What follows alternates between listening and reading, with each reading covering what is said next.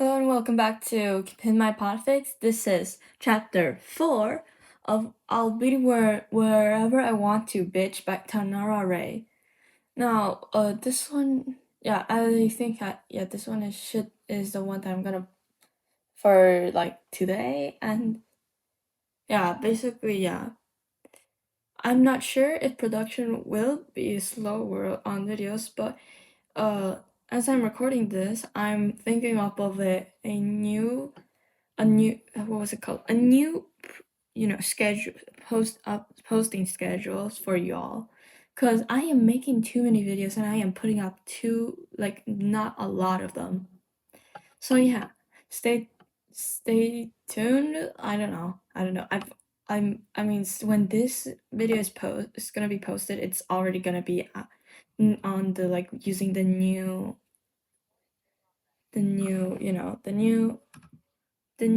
what was it called, posting schedule. My English is so sucking right now.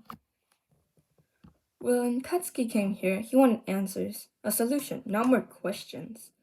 Well, color him fucking confused, because he's just fucking read that quirks don't exist here, and that right there is a textbook mutation quirk. But something's off about it all. Not just that she's dead, but something else too.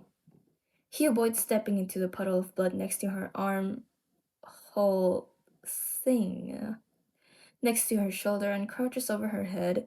There, her roots. She's Asian, but her roots are pink, like raccoon eyes, but darker. Fuck. She's from his universe. Quirk, the looks. It's just logical. They have, a limited set of hair colors here. Boring shit. Why the fuck did she have to keep her old hair color though? On her full quirk, or wait, does this count as half quirk with the missing arm and shit? Fuck, no, don't look at it. I don't think about it. Just get up and walk away and pray to fucking God that no one saw you in the murder alley. Hey! Fuck. A guy drops down at the end of the alley. Not crazy ass brick house bitch, but also in a suit, and in the same way, all soupy and shit. Katsuki always landed like a bomb. Pun intended. Fuck, these nerds have robbed up on him. It's like, power-wise, they swoop softly and shit, and they always either drops in full sprint, or hard enough to crack either the floor or jostle his luckily reinforced joints. He kinda wants to learn what would help in stealth, but how do they move like that anyway? Do they fly? Fuck. He should have done more research at the library, not let Barbara fucking Gordon get to him. In a respectful way, of course. He's pretty sure the dude's been talking for the past minute, but Katsuki has a headache again, and he's also 2 milliseconds and he's also 2 milliseconds and a sit down away from a nervous breakdown. So the guys just have to wait till he has his shit together. That shit being, well, this. The fucking mockery that is his life, being discovered in an alley he woke up in after his death, crouched over the corpse of someone from the same universe. In another universe. But significantly more dead than he is, even though he was dead there. His headache spikes, and he makes a big mental swerve around the topic. This is so fucked. Really, how is he supposed to cope with this? Not at all. It seems. The swerve, however, kicks him back into real life and out of his head, which greets him with the shoulder of the corpse he's apparently been staring for the past few minutes. There's still bone there, glinting out of the mess of blood and flesh, like the sun is trying to catch it just for him. Like it's throwing a fucked up spotlight at the mess of a stump. As if to say, see here, that's what you should look like right now. A hand closes on his shoulder, a finger brushes his neck. The next thing he sees is blood splattering his knuckles, and The surprised face of the vigilante, whose nose he just broke. Fuck. He rolls around and makes a run for it, out of the alley again, and down the street like fucking Four Eyes is after him. And he may as well be, because there are steps there are steps right fucking behind him. Like the broken nose didn't do shit to slow the guy down. Fuck. Why are these fuckwits all so fucking fast? And why do they always follow him? Do they just not get the fucking hint? Tim Drake prides himself on many things, including his intelligence and his reflex, which makes it fucking embarrassing that this random Asian kid just broke his nose and then ran off without telling him squat. He's kind of starting to get why Jason was so fucking pissed, and why he got away, cause damn, the kid is fast. Like, Tim doesn't dare to try to grapple because he'd for sure lose him. Right now, he's maybe a meter or two behind. He can't fuck this up. The kid, is it a kid? He looks young, but not that young. Definitely older than Damien, but older than Tim? No, it's hard to tell in the dark though. Maybe it's just because he's short enough? It's the only clue they have. It's bad luck in the end. Coincidence. Too many things happening at once for Tim to power through. Not at all the lack of sleep and caffeination accumulated over the 4 days. No, definitely luck. In the span of seconds, Tim's hands close on air. The guy skids around a corner and someone startles him over or comes. It's embarrassing the way it makes him run into the corner, face first, and probably re-breaking his nose. When he can actually see again, the street is empty and Tim wants to hit himself. For multiple reasons. For losing the little shit, but also for being fucking blind about the case. Really, it's so obvious now. How did he not put it together before? He should have seen it at the start. It's so clear. Obviously.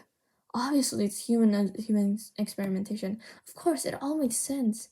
The weird DNA, the wounds and missing limbs, the mutation today was just the last puzzle piece. And that guy, he survived it. He got out somehow. But what was tested on him? His DNA can't be it.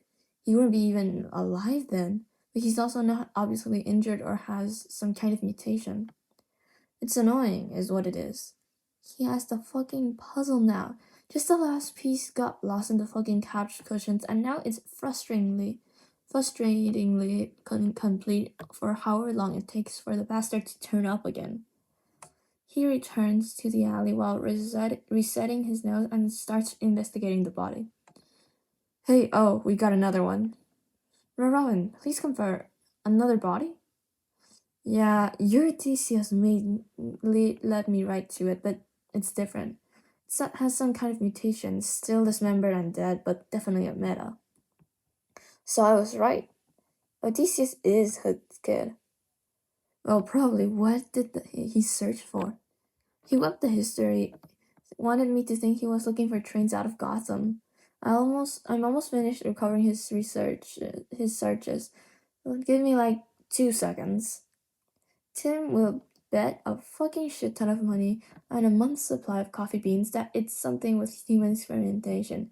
It has to be. Maybe there's a good clue about the person behind it too? But that would be too good. The universe isn't like that to Tim Drake. With his luck, it's probably really the best way out of Gotham. And additionally, the guy took it and is already in, like, Finland right now. Improbable, but actually possible. Shit like that has happened to his cases often enough that he is not dismissing the possibility anymore. Body swapping and transformation are body transformation are the first two. Fuck yes, that's practically it. He's always fucking right. He's the motherfucking detective. Accelerated healing too. The rest is weird. Maybe that explains the lack of obvious injuries. God, he's so fucking smart. Suck it, Damien. The caffeine is not fucking damaging his brain cells. Weird how? Body swapping is plenty weird to Google for normal people. What could beat that? He Googled The Flash and the Justice League, spent a lot of time reading about it too. Oh yeah, that's weird. Who doesn't know about the Justice League? Where did he spend his whole life? In a cave? He'll just ignore the fact that he has in fact done just that because his cave is fitted with the most advanced technology in the world and is only half his life, so it doesn't count. RR, does Mustafa tell you anything? What? Mustafa is his last search. Mustafa? The fuck's a Mustafa? Is that food? It's not anything. The search didn't show anything. Maybe it's a name? Not a known one. I'll take a look at criminal records. Thanks, oh. Mustafa. There's a very fucking small piece of the missing one sticking out of the couch cushions. Back at the back cave, he drops down at the back computer and starts his research. This is bad. This is so bad. This is like up there with like Camino and shit. His body autopilots back to the abdomen, building he burned down, while his mind clings on to the image of the corpse like a fucked up centrifuge. Round and round, the blood, the stump, the bone, the tears, the blood, the stump, the bone, the tears all over again. She's dead, and she died in pain. Katsuki should be dead. Katsuki is here. She's here too, but she's dead. He blindly pushes through a random door nailed shut and stumbles up a staircase. He manages 2 flights, therefore he has to sit down and tuck his head between his knees. In for 4, hold for 9, out for 8. He presses his palms into the cold concrete of the floor and grounds himself in the sensation, tunes out everything else, doesn't spare a single thought to the creeping feeling of sludge, hands, and blood and bone and... No, not a single thought, just concrete and red hair and a hard palm. He tips his head back into the grimy wall and follows the staircase with his eyes, counts the steps. They're broken a few floors up, crumbled, fallen away, covering the steps below. Feels a little bit like he does right now. Floor taken out under him, no way forward and no way back. He's a new whole dimension away from his everything, and this world, it's even worse than his. For fuck's sake, they have alien invasions here. In no way is he safe, especially if people with quirks are killed here. How did she get here? How did he get here? And why? Why is she dead? Why isn't he? The rat scuttles over the rubble on the steps. Abruptly, he pushes himself back on stable legs and picks up the backpack he dropped sometime during his panic attack. The bottom floor is just as fucked up as the rest of the building, but it has a bathroom and a tub. He slips in it and curls around his bag again. A few painkillers and a protein bar later, he drifts towards sleep again, frustratingly exhausted after his little trip. It isn't even light out yet, but he's fallen asleep. How? How did fucking replacement fuck that up? How did some random Asian kid escape one of Gotham's vigilantes? How does random said Asian kid not know about the Justice League? How are there still so many fucking questions? How have they gone even more really? Fucking Odysseus. At least the kid's smart. Jason can appreciate a good classic literature reference. Replacement obviously less so. He's pacing, coffee in hand, muttering to himself like Jason can understand fuck like all like that. He's about to scrub him and tie him to a fucking chair when he finally gets together and comes to a standstill. I think it's human experimentation. What? The case, the corpses, they're obviously results of human experimentation. God, how was I so blind? Human experimentation. On some level, it makes sense. They were all kind of mutilated, all decidedly not whole. But it doesn't feel right. The dump site is so messy each time. The corpses too. Not all scientists would treat their subjects like that. Especially regarding the untreated wounds. At least none of the ones Jason has ever met. This could be a new whole psycho. But it still doesn't seem right. But what's the goal? Gruesome dismemberment doesn't exactly scream scientific experiments. The DNA. The DNA is wrong. Maybe that's the real goal. It was like that with all of them. The first ones weren't mutilated. Think about it. It makes sense. And your Odysseus survived. Maybe it worked with him and he escaped? A manic glint takes over his eyes. Oh, it's all coming together. It worked on her too, but she couldn't escape and got killed. It has to be meta-experiments, right? Manipulation of the DNA to get the meta gene. It's perfect, Jason. See? He starts pacing and muttering again. His coffee cup is shaking. With a sigh, Jason takes a step to the left, pushes away the chair, and catches the reflection when he inevitably crashes, chucking the cup in the trash and dropping him in the chair. The bags under his eyes and shaking hands say everything. He'll ask Alfred to take care of it, but the hypothesis isn't that bad. Some things don't line up, but Jason will have to take another look at the DNA samples. But those kinds of experiments are unfortunately not exactly uncommon. So the impossibility is there. Only why are they dead? And why is Odysseus not? It would all be so fucking easy if he wasn't running from them. Is he a criminal or something? He knows the Justice League is good. Why the fuck is he running? Molotov cocktails are a great distraction. Katsuki managed to manipulate the recipe to work with his fuck-ass quirk so the little shits don't randomly blow up in his backpack. And currently is 12 bottles in. It's meditative in a batshit crazy way.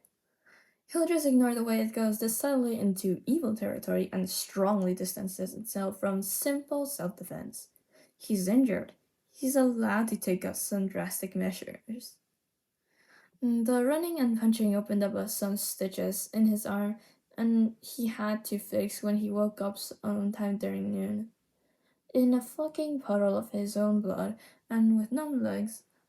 God, he misses his bed. He's no stranger to uncomfortable sleeping places, but he usually doesn't have fucked up ribs and also doesn't spend days in those places. He doesn't want to spend more time here. He wants to go home. He doesn't know how.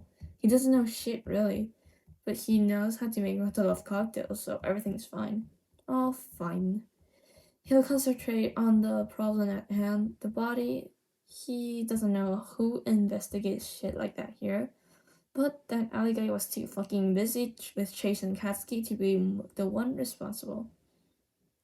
Do they have police here? They should. But can he even do that? He has to exist to report something, no? Skip. Maybe he can go to the library again, and when Barbara Gordon isn't on shift, look that shit up. Maybe some guy from that Justice League or whatever is based here. They could maybe even help if they already deal with alien invasions. Dimensional travelers shouldn't be a problem to people who take shit like and to take care of shit like that. Hopefully, they're as good as like All Might, or about as good. Those fuckers can never compare to All Might in his prime. They have shit names like Superman. They're probably like Endeavor level bullshit. Seriously, why is their naming so bad here? All basic or downright embarrassing, like Batman. Really? Is he a fucking furry or something? A Brickhouse bitch, Red Hood. But he wears a helmet. Katsuki is reasonably sure, after a lot of thinking, and those are not, in fact, synonymous. The guy's just stupid. The alley guy's name is probably even worse. Maybe something like Black Cat. The costume's honestly a bit embarrassing with the cowl. They should ask Katsuki for help. Great Explosion Murder God Dynamite is a fucking work of art. He could teach classes on naming. On second thought, he's seen what that shit does to people. Exhibit A, Aizawa Sensei. He wouldn't touch teaching with a 10-foot pole if it was actively dying. If it does that to a person. Tutoring, maybe. He's good at that. His idiots usually get better grades after tutoring sessions with him. They'll have to look for a new tutor. No, he'll make it back, and they better have studied while he was gone, or he's gonna blow their fucking brains out. Wouldn't make much of a difference, really. His hand reaches for air. He doesn't have any bottles left. 25 Molotov cocktails stand in a neat row on the tub's edge. And he has those and a plan. Library trip, part 2 without Barbara Gordon and instead with more fucking information. Last time he went in the evening. This time he'll go by day. Maybe noon? Then he still has enough time to wash his hair and shit. Maybe slip on the bandana. Won't let some library employee ruin his plans again. And that was it for chapter 4. I love it when they call when like any character calls Batman a furry. And so yeah, hope you enjoyed this, and check out the creator, the author, TanaraRay, and cause like even though they have a pretty, well, I haven't read their other fics, so I'm not sure how their writing style really actually is, but I really like how they write things. Like, it's not as descriptive as After the Fall, but it's like good and really like portrays what the character is feeling very well, I think. Like, heck yeah, Katsuki, go after those mutton cocktails as a relaxing hobby. And yeah, go check them out and like and subscribe or whatever. Check whatever the post part of my channel to see maybe if I put up a poll for you to ask you guys what fandom you guys want me to podfic more. Since yeah, just know that the first post with that poll, every single fic on that will be at last